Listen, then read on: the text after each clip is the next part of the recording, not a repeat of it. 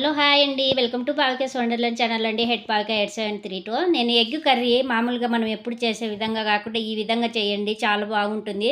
ఒకసారి ఇలా ట్రై చేసి చూడండి, ఎలా ఉందో టేస్ట్ మీరు కామెంట్లో చెప్పండి. చాలా టేస్టీగా ఉంటుంది, పిల్లలకు కూడా చాలా బాగా నచ్చుతుందండి. మనం క్యారీ బాక్స్ కూడా పెట్టియచ్చు, ఈ విధంగా బాగుంటుంది. బాయిల్ చేసిన ఎగ్ కదండి, మంచిదే కదా పిల్లలకి హెల్త్కి అంతా. ఈ విధంగా చేసి పెట్టచ్చు అండి, బాగుంది. ఎలా చేయాలో చూపిస్తాను రండి. నేనైతే ఒక 8 ఎగ్స్ తీసుకొనేసి బాయిల్ చేసి పెట్టేసుకున్నాను పక్కన. ఇంకా ఈ విధంగా మనం మసాలాకు ప్రిపేర్ చేసుకున్న పచ్చిమిరపకాయ, ఎర్రగడ్డ ఒక మీడియం సైజు ఒక 3, పెద్ద ఎర్రగడ్డలు అయితే ఒక 3 తీసుకోండి.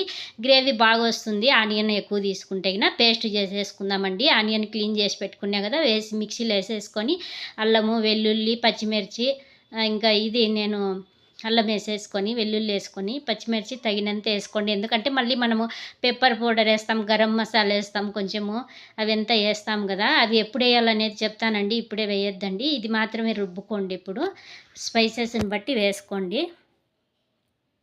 నేనైతే ఒక గుప్పెడు జీడిపప్పు తీసుకున్నానండి. ఇది తీసుకోవడం వల్ల మనకు మంచి టేస్ట్ వస్తుంది, పిల్లలు బాగా ఇది బిర్యానీ తినేంత ఫీలింగ్ వస్తుంది పిల్లలకు కూడా. బగారా రైస్కి కానీ, వైట్ రైస్కి కానీ చాలా బాగుంటుంది. ఇంకా ఈ విధంగా అన్నీ వేసేసుకొని, నేను బాదం అయితే ఆప్షనల్ అన్నీ ఉండేను, ఒక 4 వేసుకున్నాను, బాగుంటుంది గ్రేవీ అని చెప్పి. ఈ విధంగా పేస్ట్ చేసేసుకోండి. ఇది బాగా మెత్తగా పేస్ట్ చేసేసుకోండి. అలాగే పెప్పర్ పౌడర్ ఉంటే ఒక స్పూన్ పెట్టుకోండి. అది లాస్ట్లో వేయాలో చెప్తాను ఎప్పుడు వేయాలని. నేనైతే దంచేసుకుంటున్నాను రోడ్లో. ఒక స్పూన్ పెప్పర్ తీసుకొని దంచి పౌడర్ చేసుకుంటున్నాను. ఇంకా ఈ విధంగా ఆయిల్ వేసుకొని బండిలు పెట్టుకునేసి స్పైసెస్ అంతా వేసుకున్నాను చూడండి. బిర్యానీ ఆకు, చెక్క, లవంగా, మరాఠీ మగ్గ, ఇది షాజీరా, అయ్యే స్పైసెస్ మనం బిర్యానీకి అందేస్తాం కదా, అట్లా స్పైసెస్ ఏముంటే అన్నీ వేసేసుకున్నాను నేను. కొన్ని వేసి ఫ్రై చేసినాను దాన్ని కొంచెంసేపు. 5 నిమిషాలు ఫ్రై కానివ్వండి ఆ స్పైసెస్ అంతా ఆయిల్లో. ఈ విధంగా రుబ్బి పెట్టుకున్నాం కదా పేస్ట్ పక్కన. ఇంకా ఇది కొంచెం ఫ్రై అయిన తర్వాత ఇందులో పేస్ట్ వేసేసుకుందాము. ఈ పేస్ట్ వేసేసుకొని ఆ పేస్ట్ బాగా కలియబెడతా, బాగా రోస్ట్ అయ్యే వరకు కలియబెట్టుకుంటా ఉండాలి.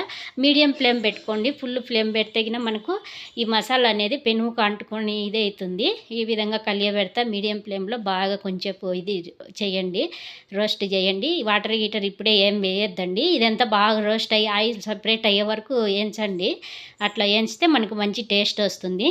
నేను ఇది చూడండి, ఇది ధనియాల పౌడరు, గరం మసాలా, ఇది బిర్యానీ మసాలా తీసుకున్నానండి. ఒక స్పూన్, 1.5 స్పూన్ అట్లా తీసుకునే బిర్యానీ మసాలా. క్వాంటిటీని బట్టి తీసుకోండి మీరు, ఎందుకంటే మంచి టేస్ట్ వస్తుంది. లేదంటే మీరు చికెన్ మసాలా పౌడర్ ఉంటే చికెన్ మసాలా అయినా వేసుకోవచ్చు. నేనైతే బిర్యానీ మసాలా బాగుంటుంది, నాకు బాగా నచ్చింది, అందుకని చెప్పి నేను అదే వేసిండాను. కొంచెము టేస్ట్ బాగుంటుందని చెప్పి. ఇంకా పెప్పరు, పసుపు తగినంత, ఇంకా సాల్ట్ తగినంత వేసుకోండి, గ్రేవీకి తగినంత.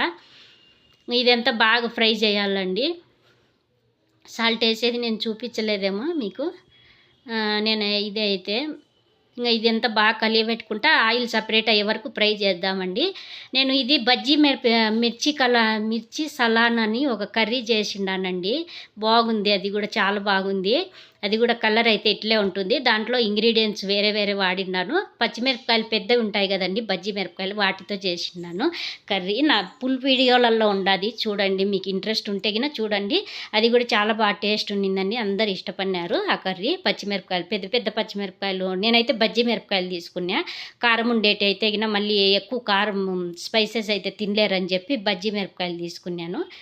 ఆ విధంగా చేసిందా చూడండి, ఇంట్రెస్ట్ ఉంటే చూడండి. ఇది మసాలా ఆయిల్ సపరేట్ అయ్యే వరకు ఏం చేసినాక ఎగ్స్తో బాయిల్ చేసి పెట్టుకొని తొక్క తీసేసి పెట్టుకున్నాను, నీట్గా వేసేసుకున్నానండి. ఎగ్స్ వేసి బాగా దగ్గర పడే వరకు కొంచెంసేపు ఉడికిద్దామండి. తగినన్ని వాటర్ వేసుకున్నానండి. మసాలా ఆయిల్ బాగా ఫ్రై చేసి ఆయిల్ సపరేట్ అయ్యే వరకు ఫ్రై అయినాక మళ్ళీ నేను తగినన్ని వాటర్ వేసుకొని కొంచెం ఈ ఎగ్స్ వేసి ఉడకబెట్టేసి గ్రేవీ చిక్కబడే వరకు. ఇది కొంచెం ఎగ్గు ఉడుకుతుంది కాబట్టి దీనికి కూడా ఎగ్గుకు ఉప్పు కారం కూడా కొంచెం పడుతుంది, అబ్జర్వ్ చేసుకుంటుంది. అందుకని చెప్పి కొంచెం మసాలాలో బాయిల్ చేసినాను ఎగ్గును కూడా అట్లే. ఈ విధంగా ఉడకనిచ్చినామంటే మనకు ఎగ్గు కూడా టేస్ట్ ఉంటుంది, సప్పగా ఉండదండి. మళ్ళీ సపరేట్ వేయించాల్సిన పనిలే. ఓకే అండి, మీకు నచ్చిందంటే మీ ఫ్రెండ్స్కి షేర్ చేయండి, లైక్ చేయండి.